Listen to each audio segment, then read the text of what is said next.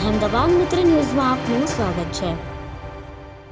મોરબી શહેરમાં ગુરુવારના રોજ ઇસ્લામ ધર્મના પવિત્ર તહેવાર ઈદ ઉલ અદહાની શાંતિ, સુકૂન, અમન અને ભાઈચારાના માહોલ વચ્ચે હર્ષોલ્લાસભેર ઉજવણી કરવામાં આવી। હર સાલની પરંપરા મુજબ આ વર્ષે પણ મુસ્લિમ બિરાદરોએ ઈદ ઉલ અદહાની નમાઝ અદા કરી અલ્લાહ તાલાએ બારગામાં દેશ, સમાજ અને સમગ્ર માનવજાત માટે દુઆઓ માંગી। તારીખ 28 મે 2026 ગુરુવાર તથા ઇસ્લામી કેલેન્ડર મુજબ 10 જિલ્હજના પવિત્ર દિવસે મોરબી શહેરની વિવિધ મસ્જિદોમાં મુસ્લિમ બિરાદરો મોટી સંખ્યામાં ઉમટી પડ્યા હતા। તમામ મસ્જિદોમાં અલગ અલગ સમય મુજબ ઈદની નમાઝનું આયોજન કરવામાં આવ્યું હતું, જેથી મુસ્લિમ ભાઈઓએ પોતાના વિસ્તારની મસ્જિદોમાં પહોંચીને ઈદની નમાઝ અદા કરી હતી અને અલ્લાહની દરગાહમાં પોતાના ઈમાન, બંદગી અને કુરબાનીની ભાવનાનું પ્રતીક રજૂ કર્યું હતું।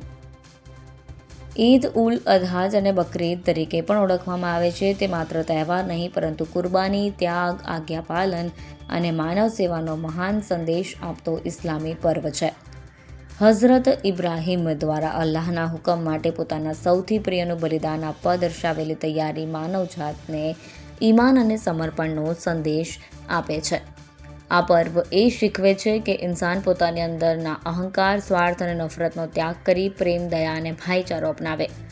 મોરબીની જુમ્મા મસ્જિદેથી સુન્ની મુસ્લિમ સમાજના શહેર ખતીબ રશીદ મિયાં બાપુ કાદરીની સરપરસ્તીમાં ભવ્ય અને શાનદાર ઝુલુસનું આયોજન કરવામાં આવ્યું હતું। આ ઝુલુસ શહેરના મુખ્ય માર્ગો, નહેરુ ગેટ, સરદાર રોડ થઈ જૂના બસ સ્ટેન્ડ નજીક આવેલ ઈદગાહ સુધી પહોંચ્યું હતું, જ્યાં શહેર ખતીબ રશીદ મિયાં બાપુ કાદરી હજારોની સંખ્યામાં ઉપસ્થિત મુસ્લિમ બિરાદરોને ઈદ ઉલ અદહાની નમાઝ અદા કરાવી હતી।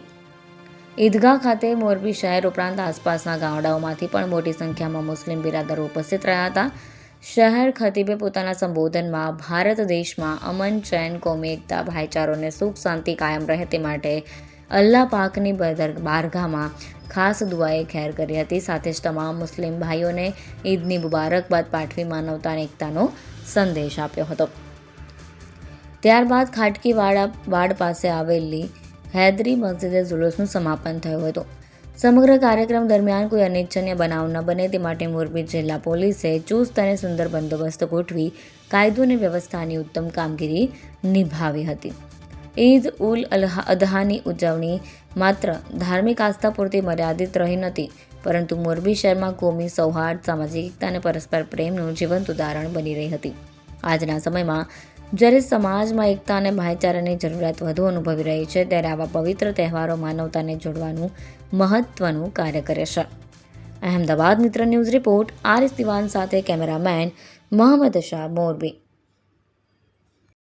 આજે મોરબીની અંદર તમામ સુન્ની મુસ્લિમ બિરાદરોએ ઈદ ઉલ અઝહા, બકરીદની નમાઝ અદા કરી અને રબ્બે કદીર ખુદાએ પાકની બારગાહમાં દુઆ કરેલ કે મોરબીની અંદર, હિન્દુસ્તાનની અંદર અમન, સુકૂન, શાંતિ અને સલામતીનો ખાસ દુઆ કરી છે। અને આ પૈગામ હઝરત ઇબ્રાહીમ અલૈહિ સલામ હક ઉપર રહી અને અલ્લાહની રાહમાં કુરબાની પેશ કરેલ, તો દરેક મોમિનોને, દરેક મુસલમાનોને દીન માટે, મઝહબ માટે અને દેશ માટે કુરબાની માટે જ્યારે પણ જરૂર પડે ત્યારે તેને હાજર રહેવા અને પોતાના દીનની અંદર પેરોકાર તરીકે હઝરત ઇબ્રાહીમ અલૈહિ સલામની સુન્નત અદા કરી અને દરેક મુસલમાનોએ આજે કુરબાની અદા કરશે। 3 દિવસ સુધી કુરબાનીઓ અદા કરશે અને ગરીબ ગુરબાઓની અંદર તકસીમ કરશે।